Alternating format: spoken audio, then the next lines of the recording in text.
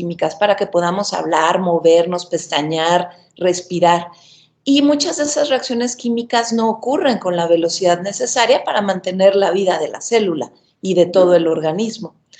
De ahí se desprende que entonces en la naturaleza han evolucionado estas proteínas cuyo único trabajo es hacer que esas reacciones vayan muy rápido.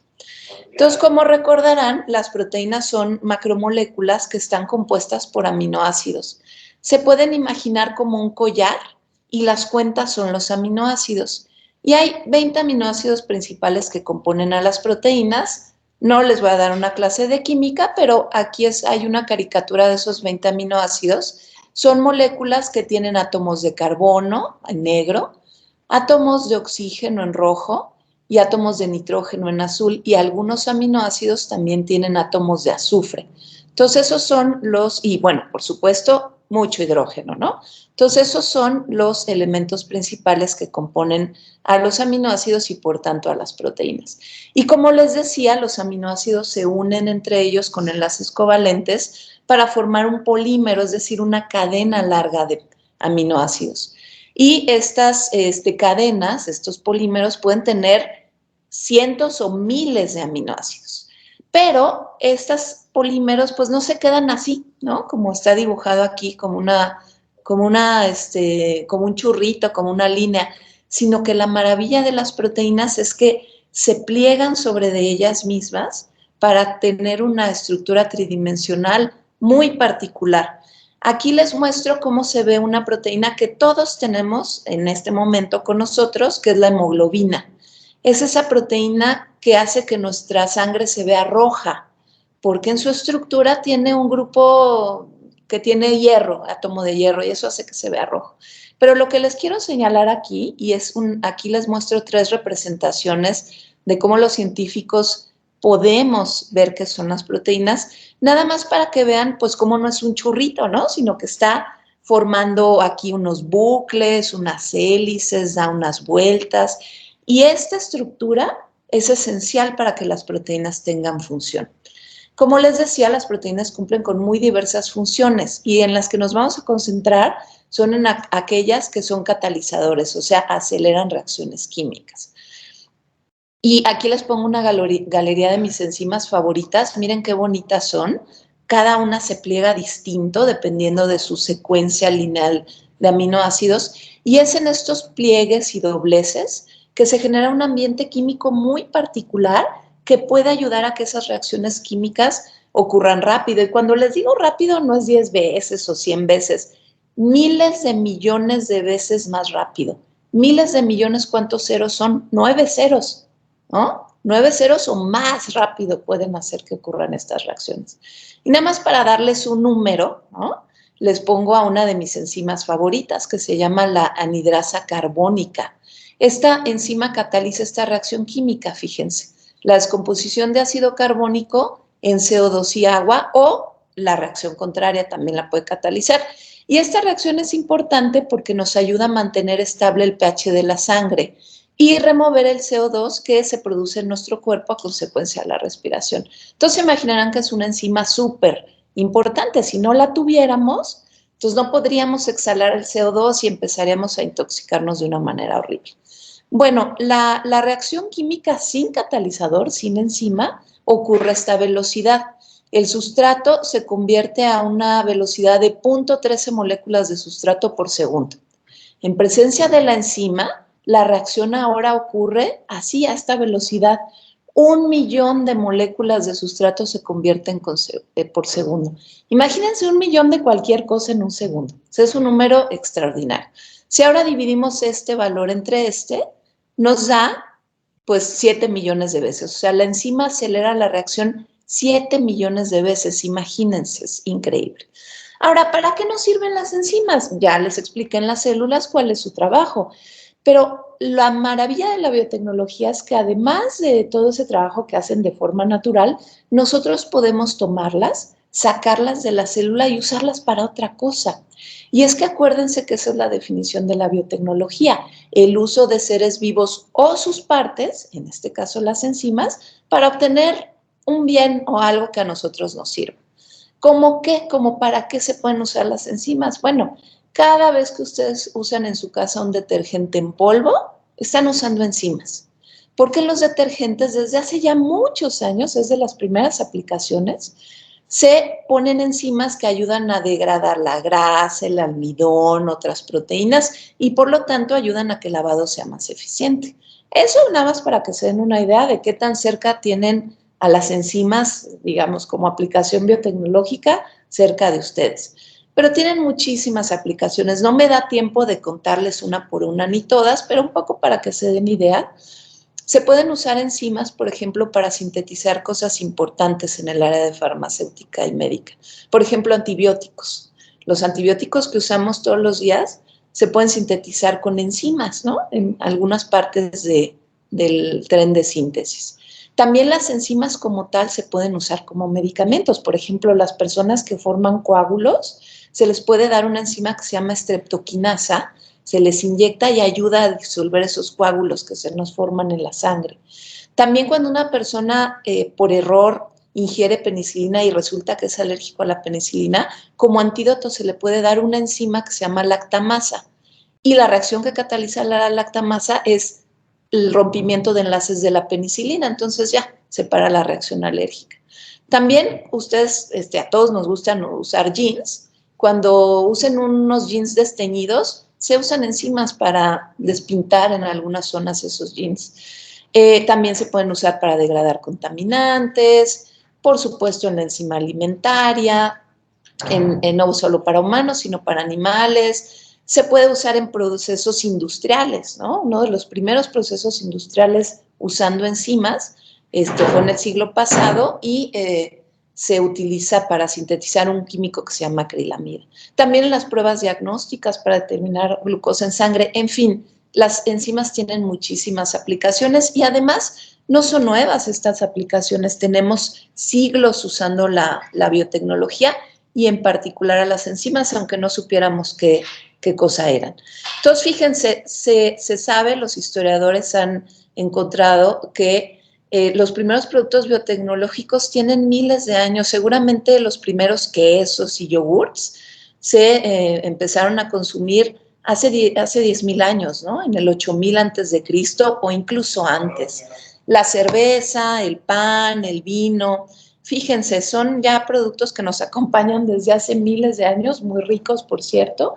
Y bueno, en general las bebidas y los alimentos fermentados que usan bacterias u hongos para su producción, pues lo podemos considerar como los primeros productos biotecnológicos porque usamos esas bacterias u hongos para hacer cosas pues, que la naturaleza no hacen, pero que nos benefician a nosotros. Eso es biotecnología. Y nada más les quiero platicar una historia que me encanta a mí, que es la del queso fresco. ¿Cómo se descubrió hace 10,000 años? ¿No? Pues probablemente por accidente. Fíjense, la gente pues tomaba agua, también tomaba leche de camello, de vaca, de ovejas, ¿no? Y tenían la necesidad de almacenarlo y lo almacenaban pues en lo que tenían. Y en algunas culturas se usaban los mismos estómagos de los animales para almacenar agua, leche u otras cosas, ¿no? Resulta que en el estómago de los animales algo pasaba cuando almacenaban leche de estos animales y que después de un cierto tiempo ya no era leche, se formaba ahí como un suerito que no sabía mal y un sólido blanco que estaba rico y que además tardaba más que la leche en echarse a perder y entonces pues ya la gente descubrió el queso fresco, pero ¿qué es la leche y qué es el queso fresco? ¿Por qué pasaba eso cuando guardaron la leche en los estómagos lavados, obviamente, de los rumiantes? Bueno, la leche es una mezcla compleja. Tiene, por supuesto, mucha agua. También tiene grasas, azúcares, incluso en la leche materna, moléculas complejas como anticuerpos, ¿no? Eso ya se sabe. Y lo que tiene la leche en gran abundancia es proteínas. Y hay una muy abundante que se llama caseína y que puede ser el 80% de la proteína que hay en leche de vaca. Y resulta que en los estómagos de los rumiantes, pues también hay enzimas, ¿no? Y hay una enzima en particular que se llama quimiosina. Y la chamba de esta enzima es degradar a otras proteínas, es decir, tiene la capacidad de romper enlaces de otras proteínas. ¿Qué pasa cuando las ponemos juntas, no? A pesar de que los estómagos de rumiantes se lavaban y todo, pues un poco de enzima quedaba activa.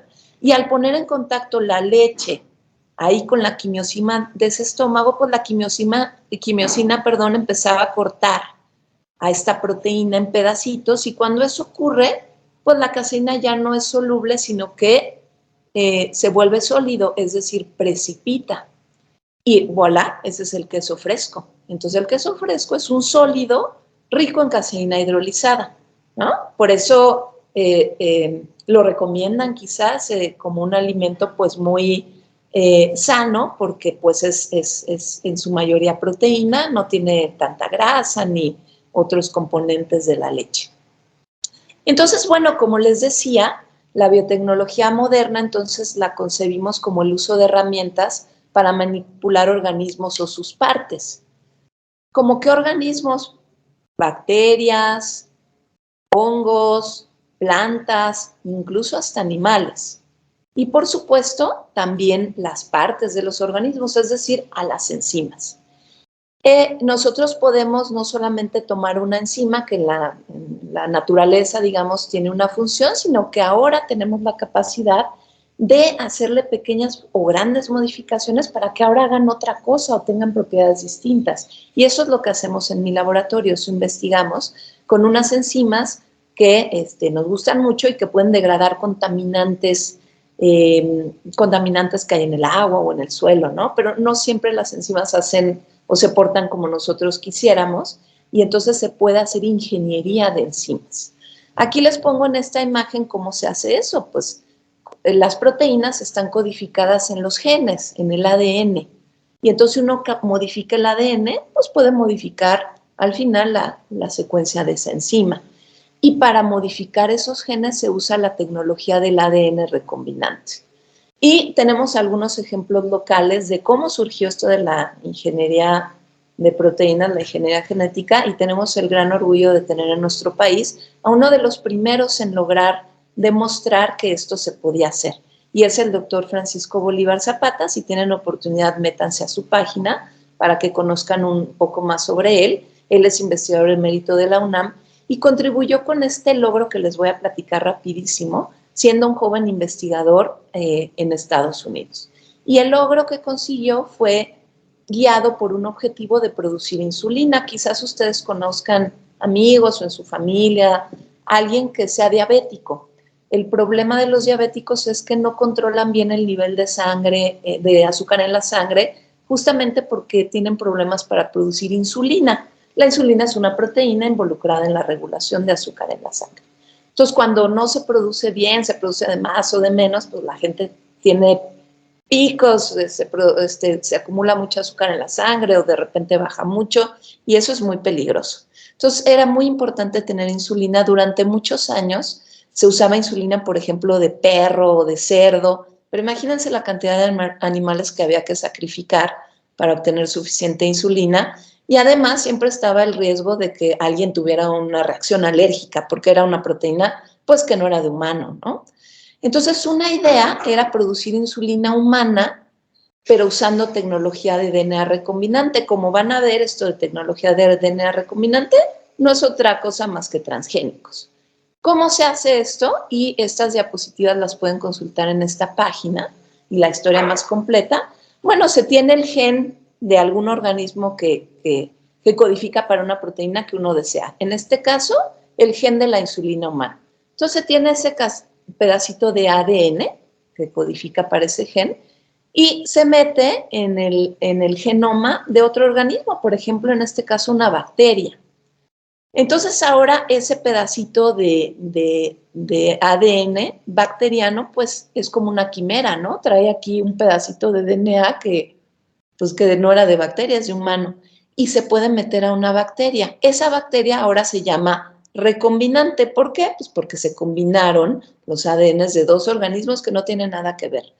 Y en ciertas condiciones se puede hacer, por ejemplo, en un tanque de fermentación, que la bacteria recombinante produzca insulina se recupera la insulina y ya tenemos el medicamento que salva millones de vidas en todo el mundo. Y fue la insulina el primer fármaco que se produjo con esta tecnología de ADN recombinante. Se los quise platicar, bueno, pues para que tengan idea de que las enzimas se pueden manipular de forma genética, ¿no? Y eso nosotros lo usamos en nuestro laboratorio, no es una curiosidad no, eso es algo que se hace todos los días y seguramente, bueno, no seguramente, estas enzimas, por ejemplo, que se usan en detergentes, pues están modificadas para hacer mejor su trabajo, ¿no? Porque ahora las tenemos que usar en una lavadora, con agitación, con agua caliente, y a veces las enzimas no resisten eso. Y un poco también para introducirles a la idea de que esta bacteria que ahora produce insulina humana es un transgénico. Porque a lo mejor ustedes han escuchado el término de transgénico y quizás lo tienen relacionado con algo como, pues, malo para el ambiente, malo para nosotros, tóxico, indeseable. Y no, ahorita les voy a explicar un poco de dónde viene esa percepción. Porque hay muchos transgénicos que ya usamos hoy en día en nuestro beneficio y que nadie está quejándose por ellos. Al contrario, como ya les dije, esos productos salvan millones de vidas. Entonces, ya escuchamos hace un momento la conferencia de la doctora Tagüeña. Nuestra sociedad tiene muchísimos retos por delante, técnicos y científicos, ¿no? Entonces tenemos que producir comida para todos, sin destruir el medio ambiente, cuidando los bosques y las selvas. Entonces hay que mejorar los cultivos. Esos cultivos necesitan necesariamente que les pongamos plaguicidas y pesticidas, porque si no llegan todos los bichos y acaban con esos cultivos. Pero entonces que esos plaguicidas sean amigables con el ambiente y no se nos regrese como un boomerang, ¿no? Por estar matando insectos, al final nos puede afectar a nosotros. También comemos carne, tenemos que comer carne, entonces que haya una ganadería y pesca sustentable. Habrán estado escuchando cómo el tema de energía es súper importante ahora con el conflicto entre Rusia y Ucrania. Pues si un país decide ya no vender un combustible, en este caso gas, los otros empiezan a sufrir, ¿no? Aquí en México pues tenemos el petróleo, pero un día se va a acabar, entonces tenemos que encontrar otra fuente de energía, ¿no? Ya hay algunas alternativas, ¿no? La energía nuclear, por ejemplo, ¿no? Y otras nuevas como el hidrógeno, que hay que seguir investigando. O sea, es un reto todavía que no hemos resuelto. Y por supuesto en la industria, ¿no? Pues necesitamos seguir produciendo cosas para vivir, pero que lo tratemos de hacer de una manera sustentable. Y la biotecnología seguramente en este siglo va a incidir en eso.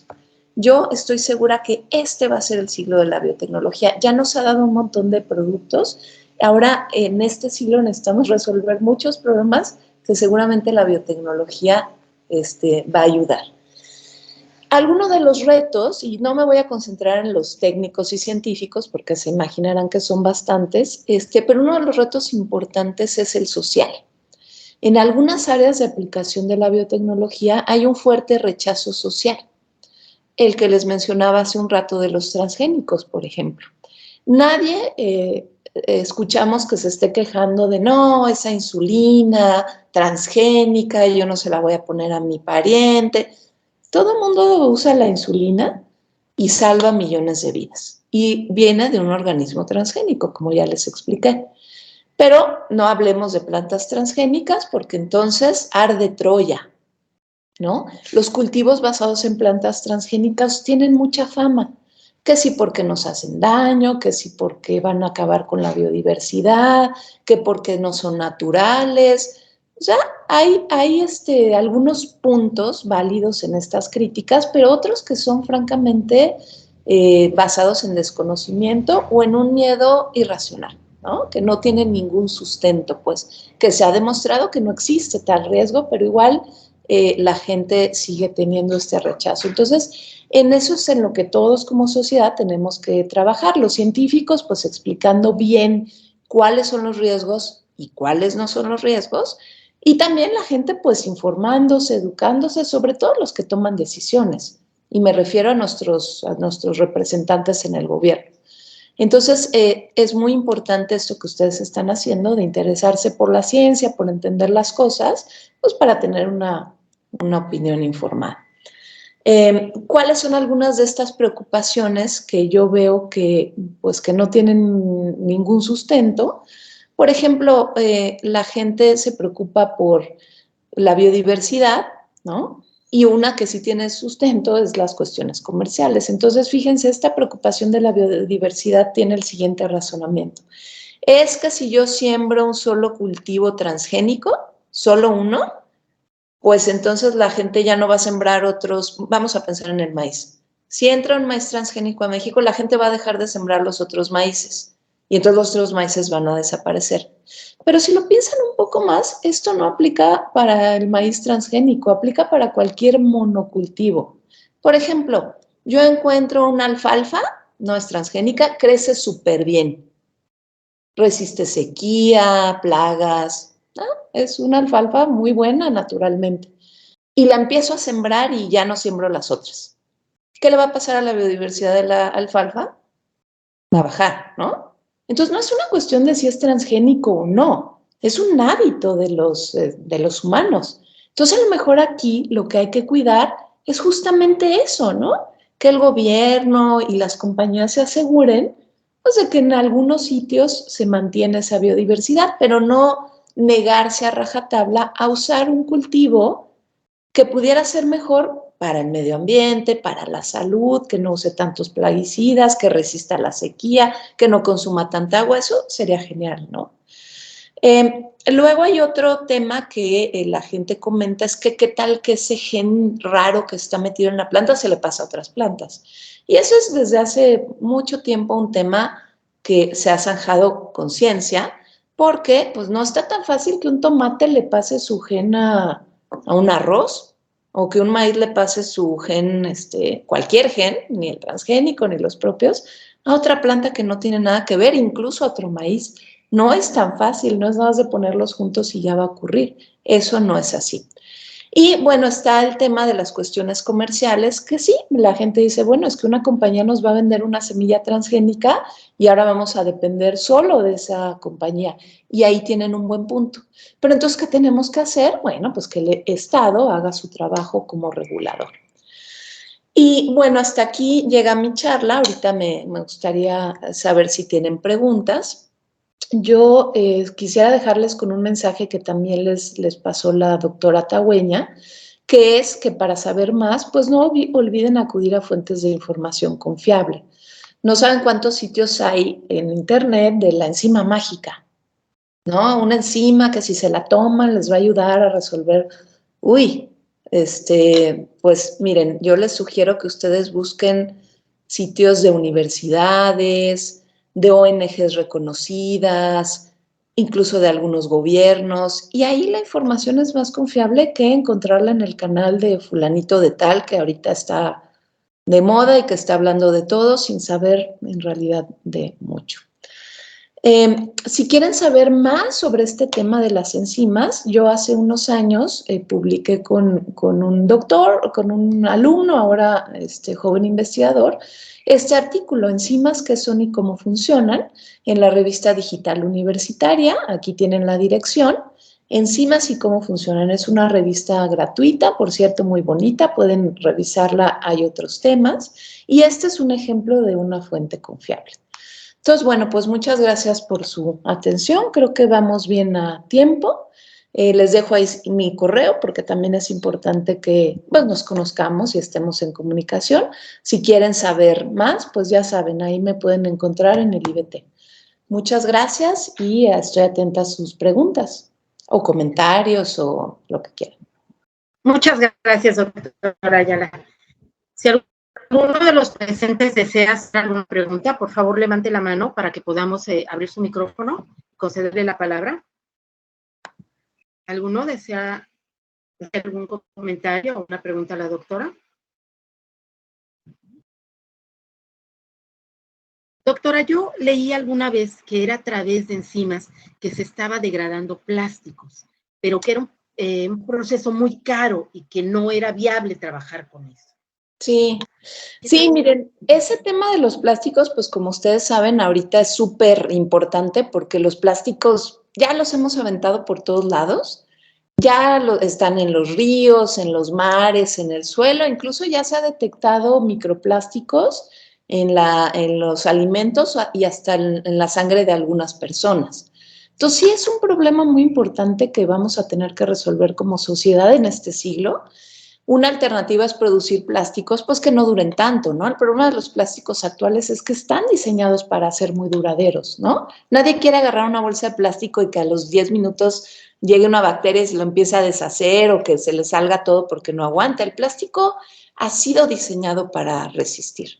Entonces, una manera, digamos, amigable con el ambiente, pues es tratar de destruir este plástico y no nada más destruirlo para que no ande ahí por todos lados y nos llegue a la sangre y se lo coman los animales, sino idealmente reciclarlo, ¿no? Como nos decía la doctora Tagüeña, o sea, que lo usemos y luego lo podamos reusar en otra cosa. Y las enzimas han sido una opción recientemente explorada porque lo que hacen las enzimas, hagan de cuenta, el plástico es como es un polímero, es como las proteínas, es un collarcito y las cuentas se llaman monómeros. Y entonces si con las enzimas podemos romper ese collar y recuperar esas cuentas y luego usarlas para otra cosa, sería genial, ¿no? Porque entonces no generamos desecho. El problema otra vez es que piensen, estas enzimas pues están diseñadas para hacer algo en la naturaleza, ¿no? No para degradar plástico, ¿ok? Entonces, pues no son muy eficientes a la hora de catalizar esta reacción, es decir, la reacción esta de romper el collar y recuperar las cuentas no es muy eficiente porque pues este polímero del que estamos hablando es completamente artificial. Pero creo, Emma, que lo importante al inicio de cualquier posible aplicación es primero demostrar si hay alguna posibilidad. Porque si hay alguna posibilidad, como ya les comentaba, ahora uno puede tomar el gen de esta enzima y decir, bueno, ¿qué necesitamos hacerle para que mejore? Que sea más estable, que sea más veloz. Y hay estrategias que se pueden seguir para conseguir este objetivo.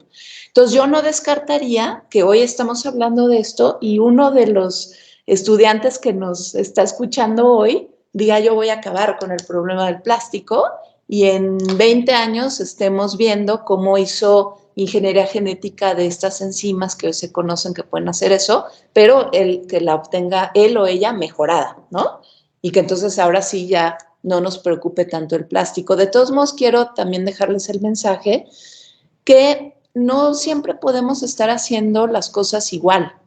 O sea, hay que cambiar, ¿no? Entonces, si el plástico que usamos ahora nos ha dado tanto problema, hombre, pongámonos a diseñar otros plásticos que no nos den ese problema en el futuro. Y también hay gente, desde hace muchos años, y hay productos en el mercado, haciendo plásticos que no sean ni tan resistentes, que no duren 100, 500 años, pero hombre, que no se deshagan a los 10 minutos, ¿no? Plásticos biodegradables. Y adivinen con qué los están produciendo. Pues con biotecnología, ¿no? Por eso les digo que la biotecnología va a ser la ciencia de este siglo. Creo que Jerónimo tiene una pregunta. Sí, tengo una pregunta. A ver, Jerónimo.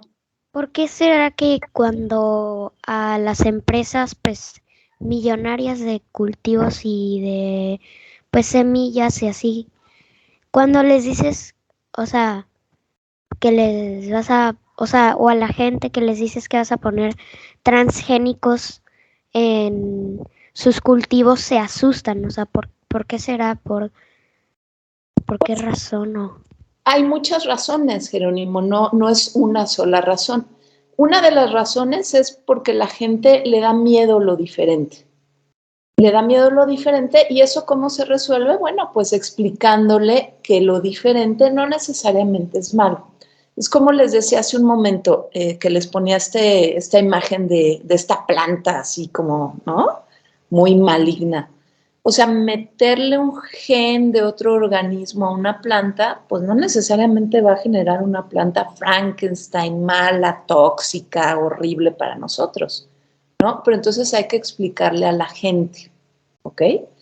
Y luego tienen otras preocupaciones que sí son válidas, ¿no? Como las que yo te decía de, bueno, ok, te voy a comprar tu planta transgénica, pero eres el único que la vende. O sea, al rato me vas a cobrar, ¿no? Lo que quieras y yo voy a ser cautivo. Entonces ahí es donde el Estado, el gobierno, debe intervenir y favorecer pues que haya competencia, que haya muchas empresas que ofrecen este producto para que entonces no haya abusos. Pero es multifactorial y Jerónimo, qué bueno que me preguntaste esto porque me da oportunidad de comentarles que pues pienso que así somos los humanos. A veces escuchamos una noticia, una información y se nos queda aquí grabada en la mente y ya por más que nos expliquen y nos digan que no es así, ya nos cuesta trabajo deshacernos de esa idea. Entonces también es importante, como yo les decía, ir a fuentes confiables a obtener su información, porque si no al rato se van esparciendo así como los virus de las computadoras, la información incorrecta, de plano mal, o con algunos detalles que no son correctos y entonces eso pues favorece que la población en general se quede con una cierta idea. Y uno de esos ejemplos clarísimos que quizás ustedes pues han vivido en carne propia es el tema de las vacunas, ¿no? Hay un grupo de personas que piensa que las vacunas son terribles, y hay de todo, ¿no? Que si les van a poner un chip, que si les están poniendo algo para controlarlos, o de plano que son malas para la salud y que uno un día más adelante se va a enfermar por haberse puesto una vacuna. Y yo lo único que les quiero comentar a ustedes es que ustedes son muy jóvenes para acordarse de esto, pero sí podrían leerlo, preguntarle a sus abuelitos. Es que cuando no había vacunas, la gente se moría de un montón de cosas que ahora ya ni sabemos. O sea, yo no conozco a nadie que haya tenido tuberculosis, ni polio, ni viruela. ¿Adivinen por qué? Pues porque todos estamos vacunados, ¿no? Mis abuelitos a lo mejor sí se enfermaron de eso y pues sobrevivieron, si no, no estaría yo aquí, ¿no? Pero seguramente mis abuelos tuvieron compañeritos pues, que se murieron de esas enfermedades. Ahora yo no tengo compañeritos que se han muerto de eso y ustedes menos. ¿Por qué? Por las vacunas, pero entonces como que la memoria es a corto plazo, ¿no? O sea, si no tuviéramos las vacunas, ahorita estaríamos sufriendo con un montón de enfermedades. Gracias, Jerónimo, por tu pregunta. Doctora, si alguno de los chicos se interesara en trabajar en biotecnología, ¿qué debe estudiar? ¿Dónde debe estudiar? Bueno, pues miren, están muy jóvenes todavía para tomar esa decisión, pero si ustedes quisieran seguir ese camino de la ciencia y en particular de la biotecnología, ¿qué materias, qué temas y luego a qué escuelas deberían atender? Bueno, la biotecnología es una actividad multidisciplinaria. Yo soy ingeniera química, pero tengo colegas que son biólogos, químicos, etcétera, ¿no? Entonces, si a ustedes les gusta la ciencia, me refiero, ¿qué es la ciencia? Pues es un proceso para conocer una verdad, ¿no? Un proceso basado en evidencia, que sea reproducible y además bastante, digamos, flexible en cuanto que si me doy cuenta que me equivoqué, pues lo corrijo y ya. Si las evidencias me dicen que mi idea no era por ahí, pues lo cambio, ¿no? Entonces, si les gusta la biología, la química, la física, las matemáticas, pues esta podría ser una buena profesión. ¿Qué deben estudiar una vez que tengan que elegir? Pues como ya les dije, algún área relacionada con estas ciencias que les dije, biología, química en alimentos, ingeniería química, incluso hemos tenido matemáticos ahí en el instituto y es muy interesante porque pues las matemáticas, como ustedes saben, pues están en el corazón de todo nuestro conocimiento, ¿no? Porque es lo que nos permite contar, incluso predecir, ¿no? Cómo se va a comportar un sistema. Para eso nos ayudan las matemáticas. Y por supuesto, medicina, ¿no? Cualquier carrera relacionada con el área de químico-biológicas. Y bueno, no tienen que esperar tanto tiempo como para entrar a la universidad, ¿eh? O sea, nosotros ahí en el instituto nos encanta hablar con la gente joven, ¿no? Porque yo creo que México necesita más científicos, como ya les decía también la doctora Tagüeña. Científicos buenos que estén motivados y que tengan gran preparación para resolver problemas importantes de nuestro país y del mundo, ¿no? Porque ya no podemos hablar nada más de México, ya estamos todos conectados. Entonces, si a ustedes les interesa, pídanle a sus profesores que nos contacten y que nos inviten. Puede ser una charla virtual o puede ser una visita a su escuela o puede ser que ustedes nos visiten, ¿no? Y les damos un recorrido o hacemos una práctica en el laboratorio. O sea, las puertas están abiertas. ¿Alguien más? ¿Algún comentario? ¿Una pregunta? ¿No? Pues agradecemos la participación de la doctora Marcela Ayala Cebes y a todos ustedes por su presencia. Tenemos un receso de 10 minutos y los invitamos a la primera ronda de evaluación en el salón correspondiente. Y muchísimas gracias, doctora Marcela. Muchísimas gracias. Gracias a ustedes por atender. Espero que les haya gustado, espero que yo me haya explicado, que me hayan entendido y pues que les haya dejado una semillita de yo quiero saber más. Eso de la biotecnología se oye increíble. Yo quiero saber más. Ese fue mi objetivo de hoy. Muchas gracias, doctor. Muchas gracias a todos por su presencia. Hasta luego, doctor. Bye, chicos.